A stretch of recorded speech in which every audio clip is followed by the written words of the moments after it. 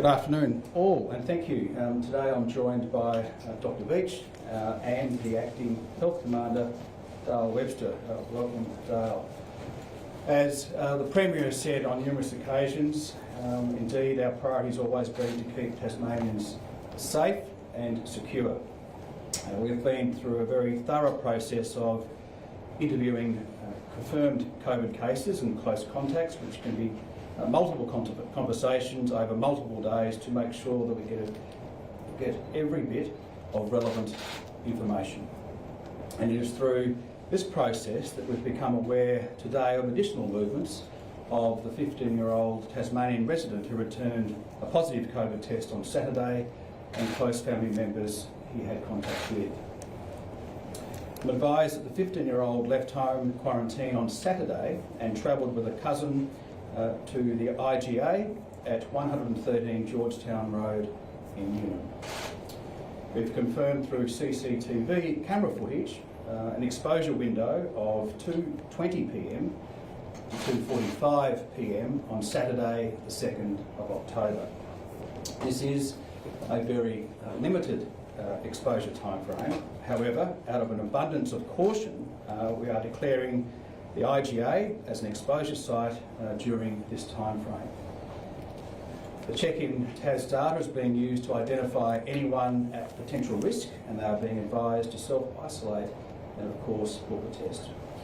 A number of close contacts have already been identified through, including the shopkeeper who served the pair and is now in quarantine.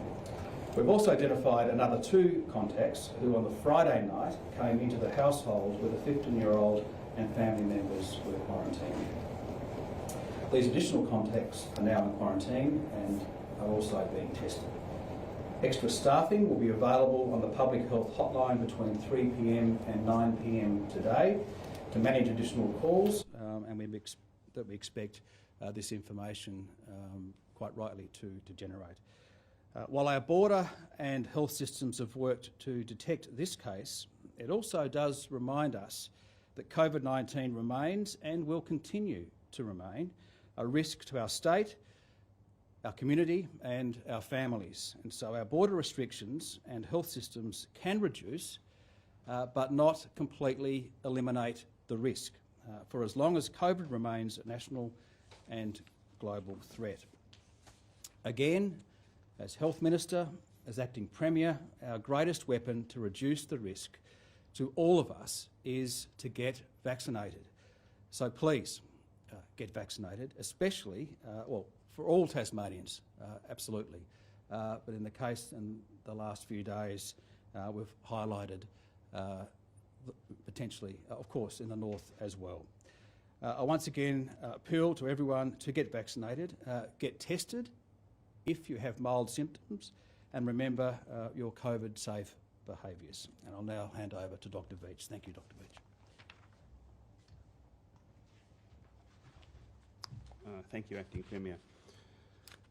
I'll just reiterate some of the points that the Acting Premier has made. Our Public Health Emergency Operations team has been working with the case and their family since Saturday, building a relationship with them, getting information and re-interviewing people multiple times.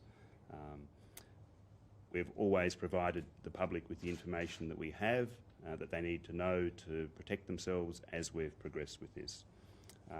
However, as the Acting Premier noted, we were advised of the possibility of a couple of people visiting the house where the case was on Friday night. We learnt about that yesterday, and we followed it through in the course of the day and confirmed an additional 2 people had been in a house for a period on Friday night or into Saturday morning. And both those people are now in quarantine. They're in quarantine quite promptly after the discovery of their movements, and they pose no risk to the Tasmanian public, and they'll be followed up with tests that are probably occurring today. And they'll remain in quarantine probably for 14 days. The additional information that we learnt today was that the case had left their place of quarantine and travelled with a relative to the IGA at 113 Georgetown Road in Newnham. They're only there for a very short time, only for a few minutes. However, we've put a slightly wider exposure window around the time that they were there, between 2:20 and 2:45 p.m. On Saturday, 2nd of October, just to make sure we've covered all of the area at the time when this person was there, and for about a quarter of an hour after they left. And so we want anybody who was at the IGA in Newnham at that time to please contact the Public Health Hotline, and we'll provide you with advice about quarantine and testing. What was going to say about that? So we've also reached out to people through Check-in Tas. So if you've been if you checked into the IGA supermarket at Newnham on Saturday afternoon, actually over quite a wide range in Saturday afternoon, you'll have been sent, you'll have been contacted by SMS, and we want to hear back from you to hear whether you were there at the time of the exposure window from 2:20 to 2:45, or at another time. If you weren't actually there during that exposure window, you won't be at risk, but we'd be grateful if you'd please respond to the SMS so we can so we know that you weren't there at the time of concern. The other thing I want to say today is that we've been looking at the. Oops. Hope you'll pardon me for stumbling a couple of times today. It's been a tiring few days for lots of us. I've just explained the exposure window about this IGA supermarket Newnham, and I expect we'll identify all of those people within the next short while. And it's tremendously important if you were there between 2:20 and 2:45 to get in touch with us, because that way we can pretty much rule out any ongoing risk to Tasmania by having you in quarantine and tested. The other thing we would like is for people in the northern suburbs of Launceston to get tested over the next week. At any time in the next week, if you have any symptoms of COVID, now's the time not to ignore them. Please come forward and get tested. And the Acting State Health Commander, Dale Webster, will come up in a moment and explain that there will be some opportunities for you to get tested in the Launceston area if you have any symptoms in the next week. That's backing us up a bit with some additional screening for possible cases, but please do that. And the last thing I'll mention is across the strait in Victoria, where unfortunately people will have seen that they've been having close to 1,500 cases a day for a few days. The number of cases is increasing in a number of local government areas. There's been widespread community transmission in Melbourne, particularly amongst the western and northern suburbs of Melbourne, and to some extent in the southeast. And we've noticed an increase in the number of cases in 3 eastern local government areas, to the point that I've advised the Deputy State Controller that we regard the Manningham, Maroondah and Stonington local government areas as high-risk level 1 areas, which means that to come to Tasmania after having recently been there, you will either have to go into hotel quarantine or be enabled to enter as part of a home quarantine trial. So that places these 3 additional local government areas on the same status as a number of other higher risk Melbourne local government areas. Why were these additional movements and visitors not disclosed originally? I don't know why the original movements of the case were not disclosed. I think and I understand people will wonder why not. That's a absolutely reasonable question.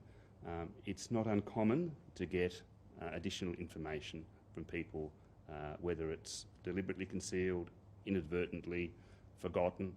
I'm not going to speculate. I think the absolutely important thing is that our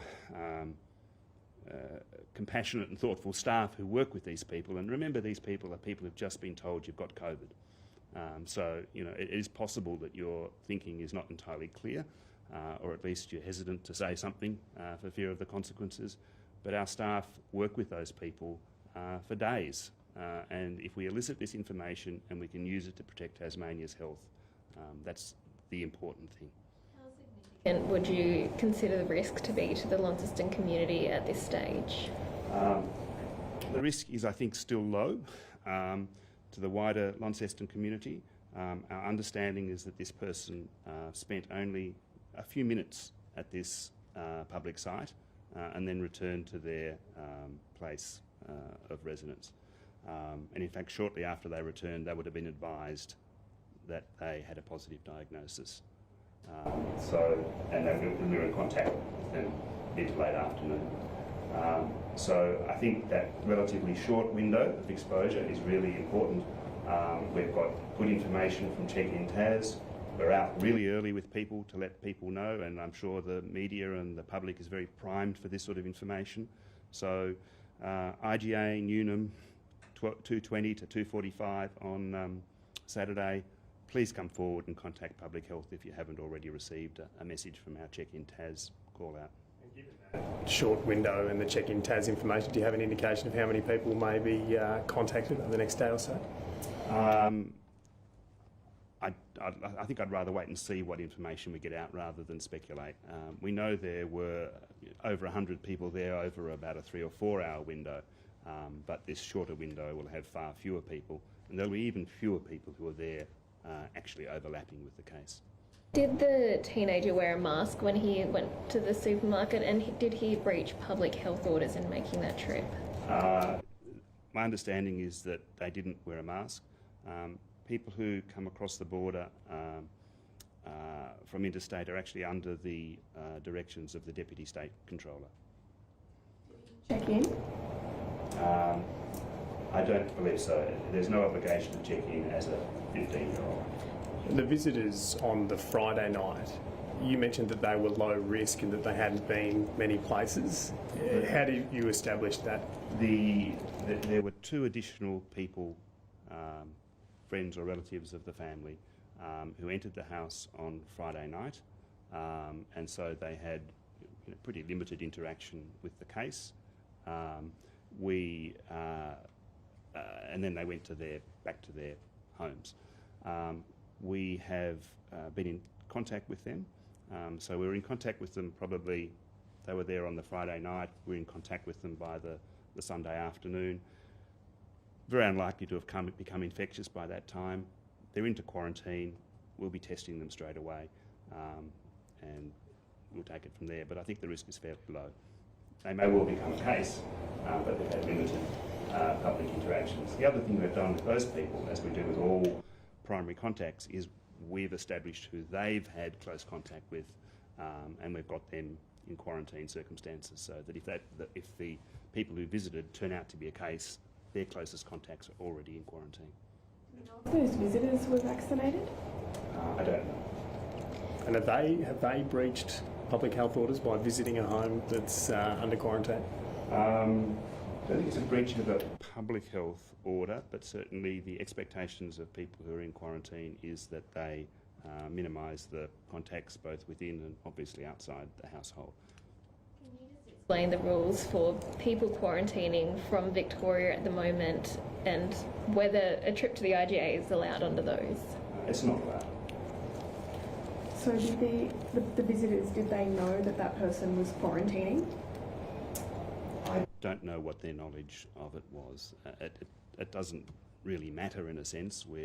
They visited, we've identified who they were, and we have them quarantined and being tested. That's how we mitigate those. But you're right, people do need to know that if someone is in a household where they're under quarantine, they shouldn't be visited, they mustn't be visited. And that's why, for example, in the quarantine trial that we're doing, we've got small signs on the doors of the people who are in that trial, and clearly we're going to look to take what we can out of that trial, whether or not we need to put other measures such as that more widely across the home quarantine process. What was the gap between you finding out, the visitors coming in on Friday and you finding out that there'd been A, the visitors on Friday, and B, the movement on Saturday? It was late Friday night that they had to visit. We were onto it Sunday morning.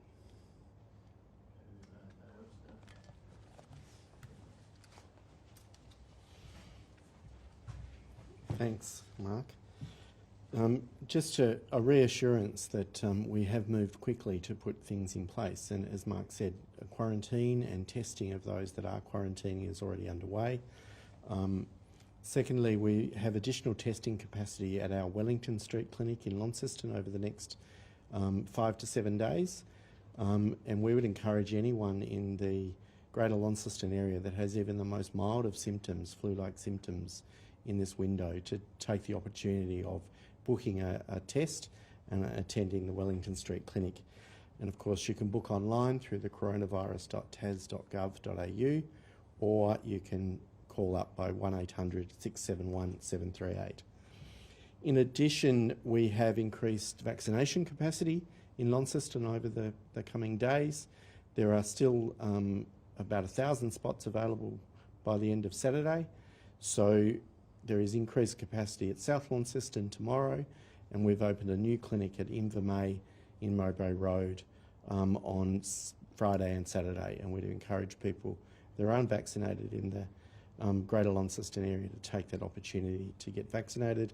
And of course there is the opportunity to get vaccinated at a number of community pharmacies and participating GPs.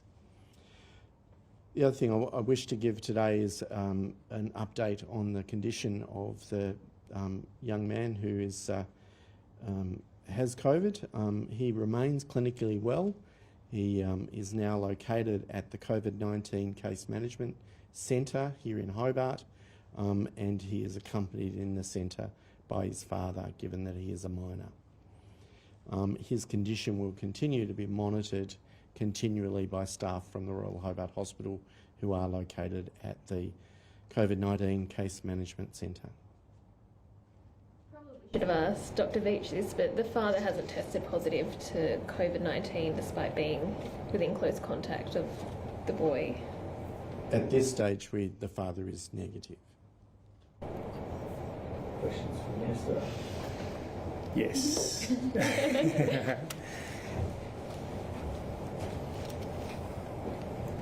How disappointing is it that we only learned a few days after that, they'd gone to the IGA and, had visitors over?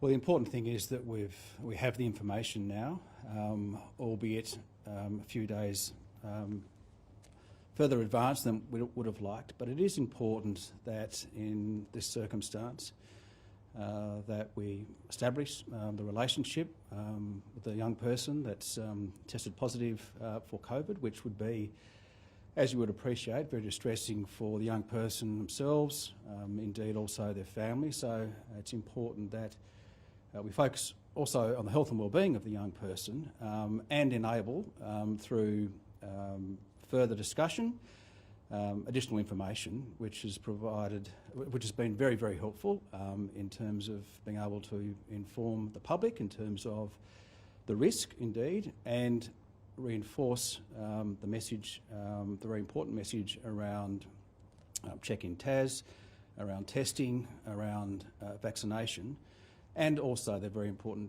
information of those that were in and around the IGA, as an example, between 2:20 and 2:45, and other close contacts as well. So what is important is that we have the information, and we have the information through very good and well-meaning discussions.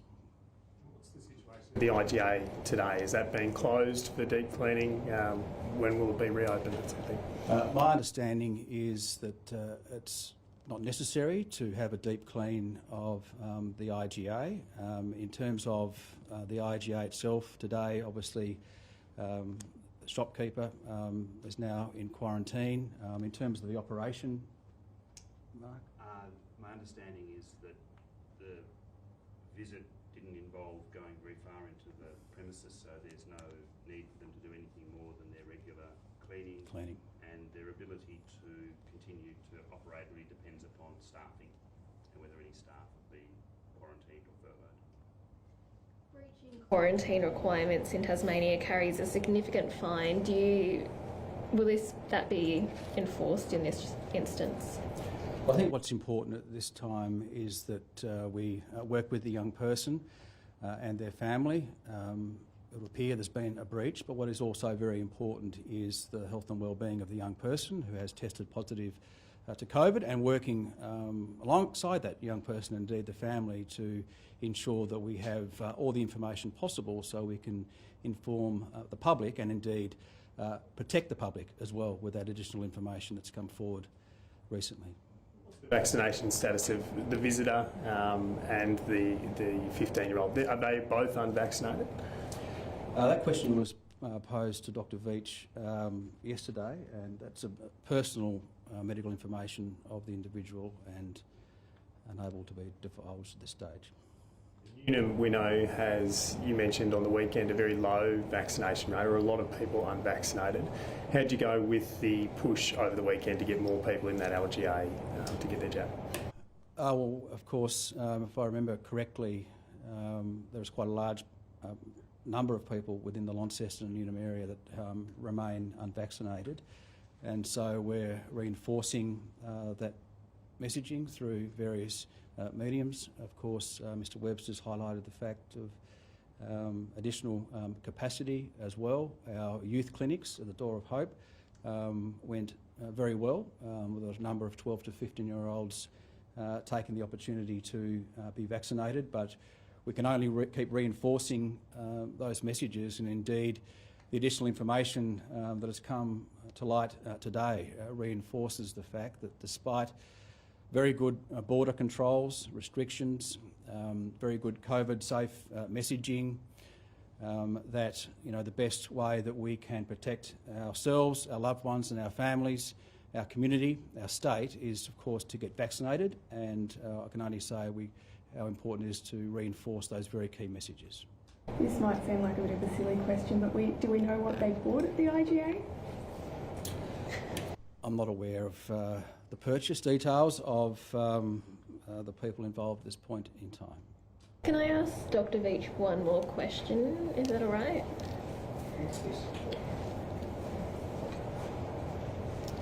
Do we know if this teenager has the Delta strain, and do we know how infectious he might have been at the time of him going to the IGA? We don't know if he has the Delta strain. We'll probably know in the next day or two. If he does, it's almost certain that he does. And we suspect he was relatively early in his illness and would have been infectious. Thanks, guys.